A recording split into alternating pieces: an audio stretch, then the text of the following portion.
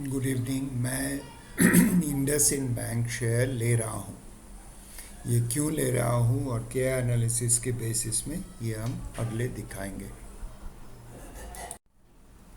आगे जाने से पहले मैं ये बताना चाहता हूँ कि ये मैं जो दिखा रहा हूँ ये है मैं जैसे काम करता हूँ उसकी प्रोसेस। ये ऐसा नहीं है कि आपको यही फॉलो करना चाहिए। आप इसको देखिए, एक्सेप्ट करिए या रिजेक्ट करिए और फिर अपने सोच के डिसीजन लीजिए जो भी आप करना चाहते हैं। ये कोई रिकमेंडेशन है नहीं।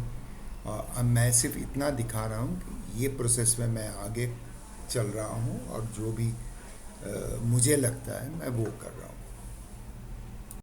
पहले हम ये देख लेते हैं इसमें इंडसइंड बैंक में प्रॉब्लम क्या है। ये बैंक में प्रॉब्लम ये है कि इन्होंने जो फॉरेन एक्सचेंज हेजिंग कॉस्ट वो अंडर एस्टिमेट किया था और इसके लिए वैल्यूएशन और इसका वैल्यूएशन इन द बुक्स उनका इनकरेक्ट गलत निकल गया। आरबीआई इस मामले में बहुत स्ट्रिक्ट रेगुलेशंस हैं और बैंक को फाइनली ये गलती एक्सेप्ट करना पड़ा और वो करने के बाद इन्होंने इंटरनल ऑडिट इनिशिएट किए थे और ये इंटरनल ऑडिट एक approximate estimate of net loss 1530 crore की इंडिकेट किया है। इसलिए इनकी शेयर बहुत गिर गया है, अप्रॉक्सीमेटली 25% नीचे आ गया है। ये है इनकी प्रॉब्लम। अब हम देख लेते हैं कि बैंक की मैनेजमेंट क्या कह रहे हैं। वो कह रहे हैं कि ये एक वन एरर तो ज़रूर है और एक one time loss of 1530 crore approximately हुआ है। ये लॉस उन्होंने ये जो current quarter 4 of financial year 24-25 में एब्जॉर्ब कर लेंगे। ये एब्जॉर्प्शन के बाद भी, ये ले लेने के बाद भी Q4 इनके ख्याल में प्रॉफिट में ही रहेगा, शायद प्रॉफिट में ये रहेगा। तीसरी, ये इशू इज़ ओनली उनकी माइक्रो फाइनेंस सेगमेंट के लिए और बैंक ये सेगमेंट से निकल के आ रहा है।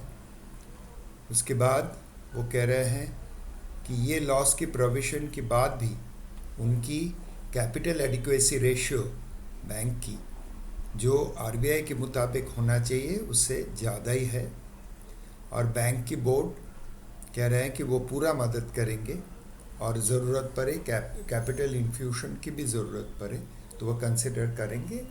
शायद इस वक्त ऐसा कोई चीज़ उनको सामने आया नहीं। ये है मैनेजमेंट की पूरा व्यू। तो इसके ऊपर हमारी क्या ऑब्जर्वेशन है ये हम बताते हैं आपको। ये है कि ये एक मेजर इशू है और ये एक इंटरनल प्रॉब्लम का भी इंडिकेशन दे रहा है, लेकिन बैंक स्ट्रॉन्ग दिख रहा है और ये जो शॉक है वो सही ढंग से एब्जॉर्व कर पा रहा है। दूसरी बात, जनरल बिजनेस जो उनके है वो ये अफेक्टेड नहीं हुआ, बोर्ड पूरा सपोर्ट दे रहे हैं और ये 3 कंसिडरेशन के बाद हम ये डिसाइड किया कि ये इन बैंक की शेयर की पोजीशन बाई करने के लिए हम एग्जामिन करेंगे।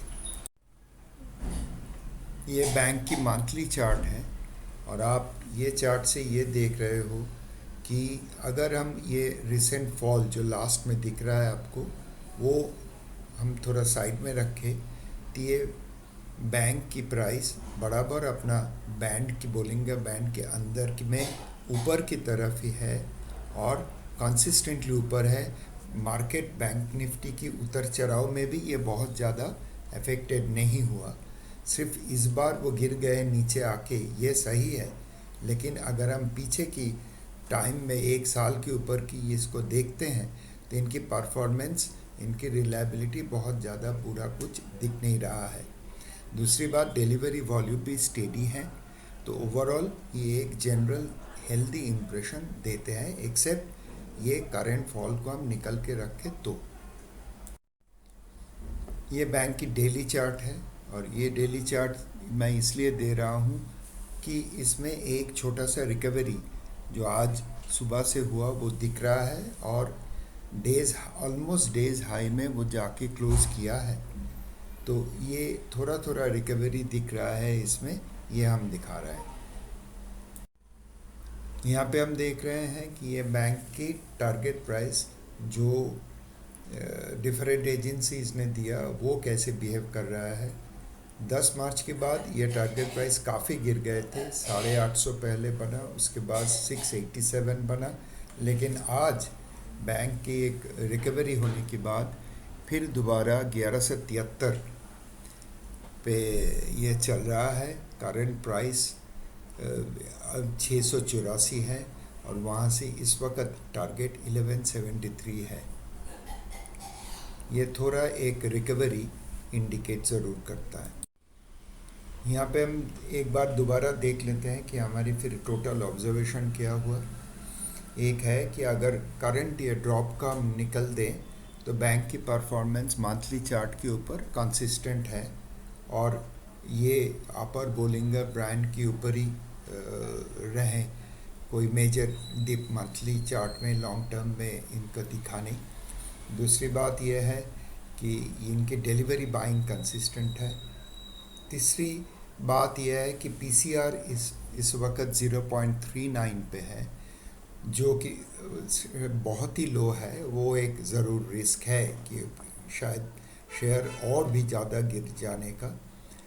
उसके बाद हम देखते हैं कि एक माइल्ड रिकवरी आज से शुरू हुआ, और शेयर के टारगेट प्राइस भी एजेंसियों ने बढ़ाना चालू कर दिया। उनकी विजन में ये फिर दोबारा रिकवरी की तरफ आने का लगने का चांस दिखता है। ये पूरा चीज़ दिखने के बाद हम ये डिसाइड करते हैं, इसको हम छोटे छोटे क्वांटिटी में लेंगे, और इसके लिए बहुत लॉन्ग टर्म 2 साल या इससे ज़्यादा टाइम सोचेंगे। लंबा टाइम लेने का फ़ायदा ये कि ऐसे कोई डिप का इफ़ेक्ट उसमें ईज़ आउट हो जाता है, और शेयर प्राइस के ऊपर बहुत ज़्यादा उसकी इम्पैक्ट रहता नहीं है। तो मेरा डिसीजन ये रहा, जो मैं इसको लेने हैं, और मैंने लिया भी है। इस वक्त वो प्रॉफिट में है, देखते हैं आगे क्या होता है। मेरा ये प्रेजेंटेशन देखने के लिए आपको धन्यवाद। काइंडली सब्सक्राइब करिए और शेयर करिए अपना फ्रेंड्स और बाकी लोगों के साथ। Thank you.